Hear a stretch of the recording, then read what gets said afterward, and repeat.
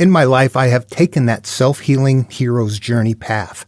And throughout my videos, I've described that from the childhood that I had and how it started, how it was not going to be okay.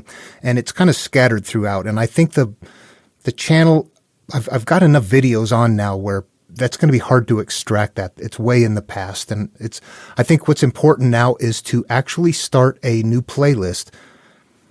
And I'm going to just kind of briefly talk about where I started in life and where I ended in life, how I went through that path, because people want to know that. Why you're telling this healing path, how does it work? Show me, prove it to me.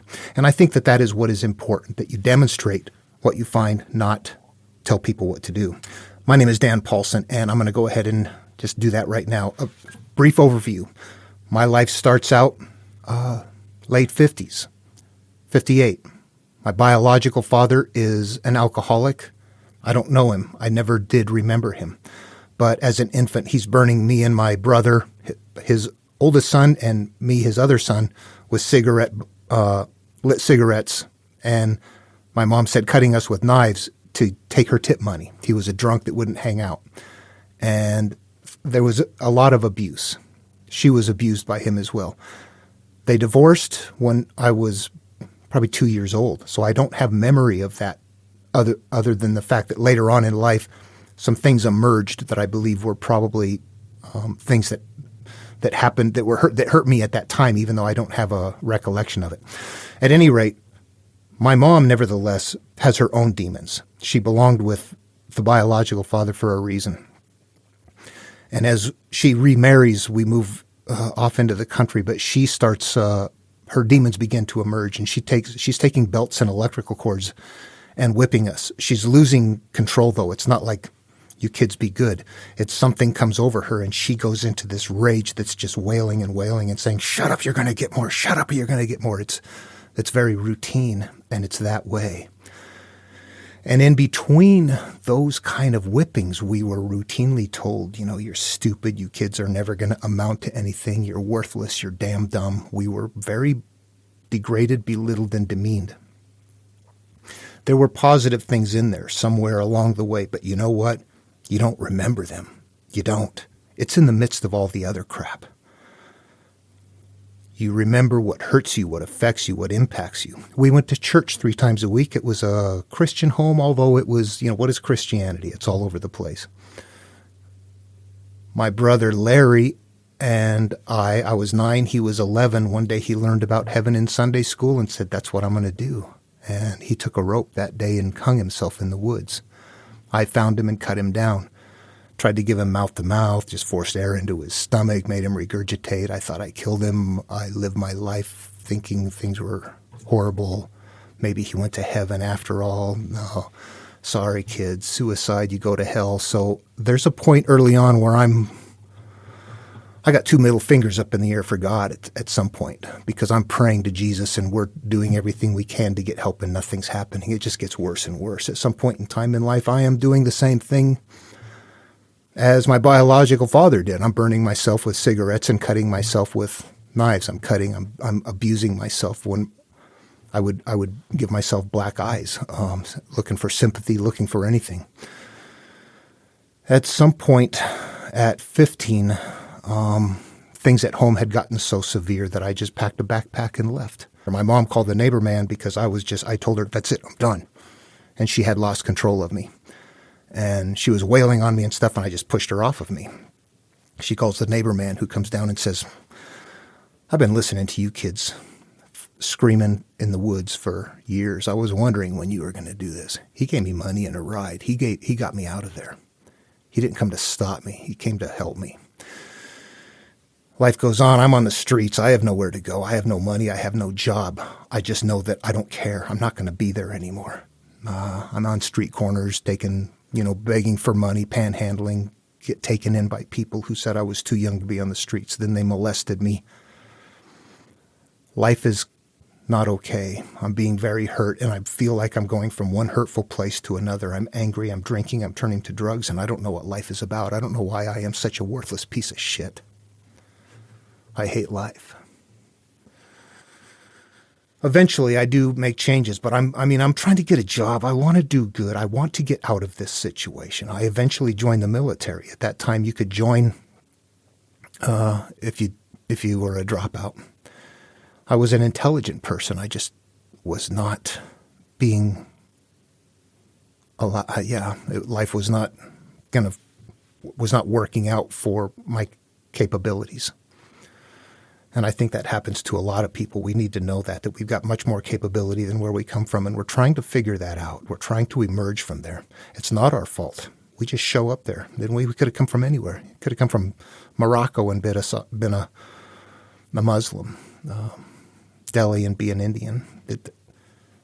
We are where we come from and our experiences. At any rate, I get married. I get stationed overseas. My wife gets pregnant by somebody else. We get divorced. Life is not okay. There's a lot of things going on in life. There's a point in time where I'm back as a civilian in my early 30s. Me and some buddies closed down a bar one night, shooting pool. And on the way home, I don't make a complete stop. Yeah, I remember. I wasn't so drunk that I lost consciousness. I didn't make a complete stop. I got pulled over. I got arrested for DUI, taken to jail. And before the arresting officer closed the cell doors, he said, "I need to get your belt and your bootlaces so you don't hang yourself." And something just snapped. I figured I got to make changes. I can't do this. I had never dealt with Larry, never got told anything, never figured out anything, but I knew my life was not okay. That I recognized patterns.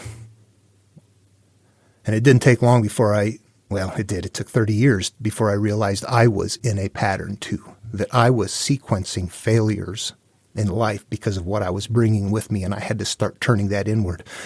And I learned through various mechanisms that the best thing for me to do to heal was to talk out my issues that I don't want to, that I have so much shame over that they're never going to come out, that they're actually evil monsters that are busting out and ruining your life. And I had to come to terms with thinking that was the case. And eventually I did. I told somebody, "Yeah, I got molested. I'm ashamed. I am totally ashamed."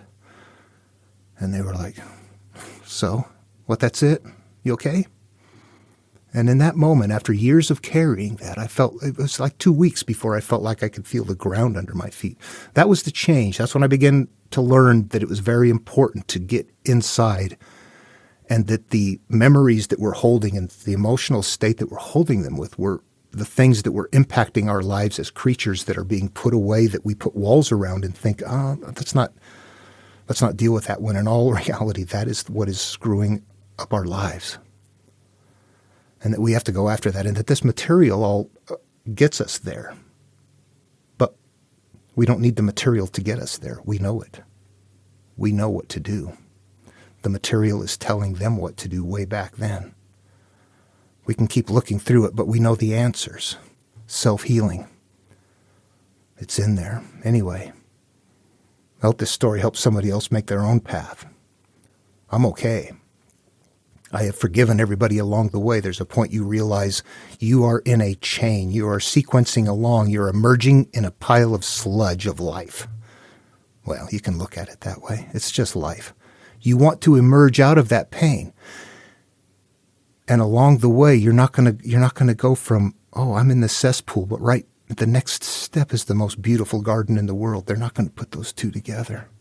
You're going to have to walk through some crap before you get to someplace. Some things are going to happen. You got to learn that you are a part of a system that is much bigger than you. You're a part of humanity. You're not a single little isolated little victim. And the only way that you can raise above that is to let go of what is keeping you there. The things that you hold on to that hurt you, that you grasp, that you think, this is what I need. Here's what I need to gather, or this is what I'm not going to tell. This is what I'm not going to let go of. To heal, we have to let go of that stuff. And we are taught it's tough to keep it inside. Tough it out. Don't let anybody know. That's the worst damn thing. Look at our world. Nobody's talking out their problems, but their problems are busting out the seams anyway. And if they talk them out, they wouldn't bust out the seams. But guess what? But it takes real courage to open up and talk it out, not to keep it in.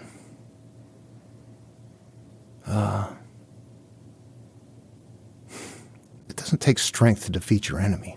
It takes strength to defeat yourself. I almost left this out. It's very important. When my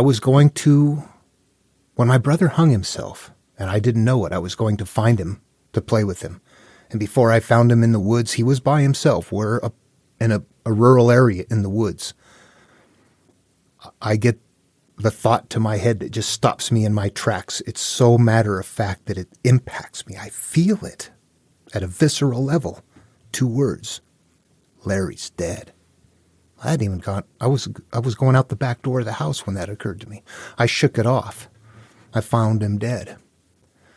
There were other things that happened in life. I've got a 747 story that just went on forever. The number kept showing up, and I was like, I don't get it. I'm doing things with aviation and doing other work that I'm thinking, I'm not quite getting this story.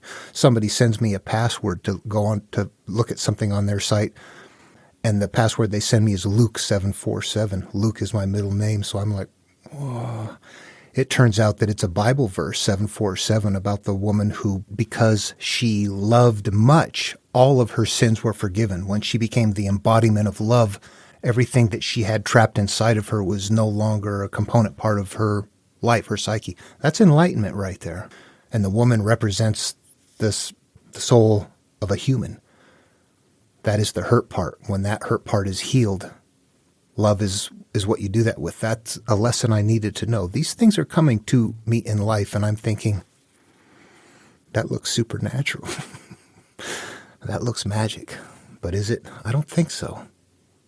I think everything that happens in this cosmos is natural. We don't understand it. I like to pursue that. I like to figure it out.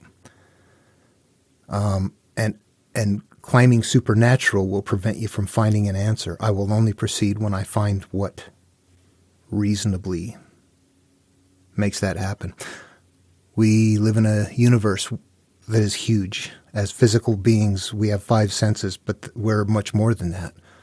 And I think that our brain and our central nervous system and our emotional states, that we exist in a field, we coexist in a field, and that as we get together and work together, and that we get like a flocking something there. As people get together to worship, for example, you get an elevated something. People to get together to protest, they get elevated something. People experience things beyond themselves, and they attribute it to something supernatural, when it's actually humans getting together and having these experiences that are creating it.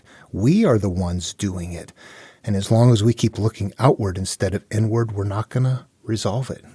How to interact with it, how to flow through the field, how to change the way your life unfolds for you is contingent upon these things up here. So that is an important part of this teaching process. It's not just how to feel better about yourself. It is feel better about yourself, resolve these issues, and then watch your life unfold in a different way. And while in my kind of personal physical life with with my wife and family and whatnot, I'm a pretty private person, but I can tell you that I'm retired now. My wife works and she doesn't need to. She just wants something to do. And so she's doing something that she enjoys. And I have time to just do this now. I've done a lot of activities in my life that were kind of fun, outdoor activities. I've had a lot of free time, an inordinate amount of free time in this society, unless you're like a farmer or a rancher that lives remote or something like that. They get a lot of free time too.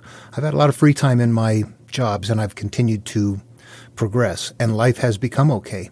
And I am not wealthy, but I am not struggling. And there was a time in life when I was younger where I could have just as easily have been dead or killed somebody and gone to jail. Many times in life. This path will change your life if one takes it with sincerity, but it's an inner path. Nobody is your leader or guru when this happens. The material and your choices are the guru. You get help from people that tell you, yeah, here's what you got to do. But that's the best you can get from them. At the end of the day, you got to go do it. That's how it works. It empowers you. You don't follow anyone. It empowers you. Hope you enjoyed the video. Love one another.